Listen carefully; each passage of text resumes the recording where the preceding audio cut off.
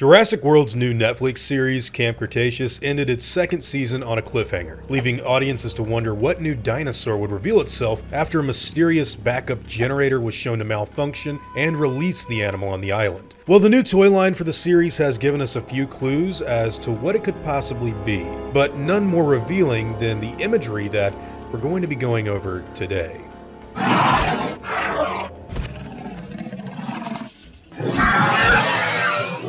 Hey guys, hope you're all doing well. Now for today's video, we're going to go over the official reveal of E750, which is something that I'm sure a lot of you have been looking forward to for a long time now. But just before we begin, I want to let you guys know up front that if you saw the dinosaur in the image that I used for the thumbnail, that's not the exact design of the animal completely. So you haven't already been spoiled if you clicked on the video, but here's your chance, your final chance to leave now. That being said, there is a reason that I chose that specific image for the video, and the dinosaur does indeed seem to be taking its cues from that general design, which I will of course get into later on as the conversation progresses. Now for the actual design itself, recent Camp Cretaceous merchandise from Mattel have chosen to reveal the dinosaur's design on the back of a new T-Rex box, and here's what the animal looks like in toy form. Now, right off the bat, you're going to notice that the gray color scheme and more boxed off head from the thumbnail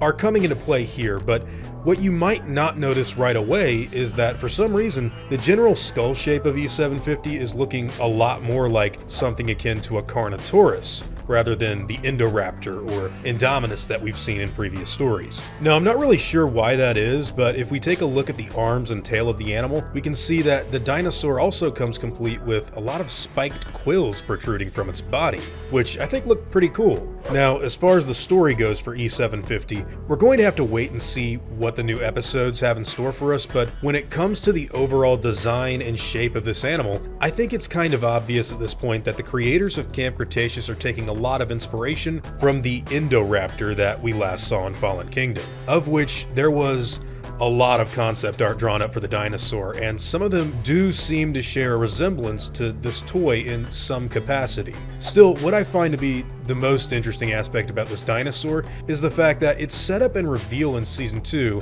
was done way more smoothly than I think I would ever have guessed possible. To explain what I mean here, E750 was first teased at the beginning of Season 1 for Camp Cretaceous. However, if we go even further back, all the way to 6 years ago when Jurassic World first came out, we could actually hear Dr. Henry Wu verbally say on screen that he wants his scientists to make sure that, quote, all backup generators are online, even telling Vic Hoskins that they can leave the assets there for weeks to exist alone on Isla Nublar once everybody bails. Now, Jurassic World was obviously setting up the ultimate reveal of the geneticist's work on the Indoraptor, which was something that we wouldn't see get paid off until Fallen Kingdom. However, if we take this info from the 2015 film, as well as what we now know to be canon in Camp Cretaceous, well, I have a theory that maybe Camp Cretaceous is actually using plot points and story progressions that were originally designed for the second part of the trilogy. So what do I mean by this? Well, I honestly think it's kind of too perfect of a setup that E750 got to fit so nicely into already pre-established canon without causing any major continuity hiccups. Despite we as an audience already seeing the Indoraptor come and go in Fallen Kingdom, it doesn't really seem that E750's inclusion has messed anything up yet, and that's interesting to me. And now that we've seen what the dinosaur looks like from this advert on the back of Camp Cretaceous merchandise, I'm starting to think that the creators may have taken what they had left over from Jurassic Park 5 and nicely repurposed it for Camp Cretaceous Season 3. Just by comparing the general color, body structure, and size of E750, or the Scorpius Rex as it's now properly known, I think it wouldn't be too big of a stretch to assume that this could have been something that Colin Trevorrow, Spielberg, and the others were going to put on Isla Nublar for Fallen Kingdom. But in the end, that's just a theory. This isn't like officially anything that has been released. I'm just giving you guys my 2 cents. Now, the overall usage of E750 is going to be something that I have no idea just how it will be executed in the show, but if the story is eventually going to culminate in a tangle with Manticore, who we still haven't seen make a return since season 1, then I'm guessing that this animal is going to tie into the bigger franchise in some pretty fun and unique ways that could even have ramifications on Jurassic World Dominion, since we know that they intend to tie this show into the larger live-action series. So what kinds of dinosaurs were used to create the new Scorpius Rex? Well, if I had to guess, it would obviously be on the spectrum of animals like the Indominus Rex and Indoraptor. However, I do think that there could have been other creatures whose DNA was used more extensively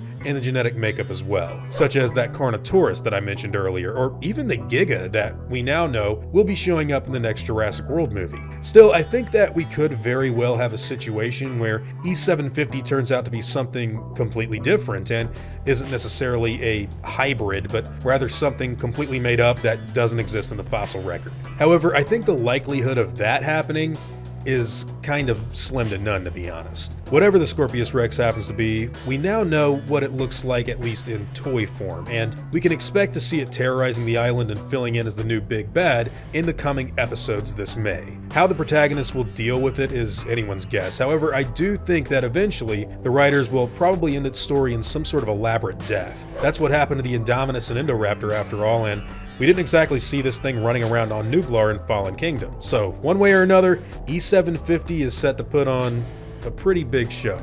With that being said, whatever your own thoughts and opinions happen to be, I'd love to hear them in the comments down below.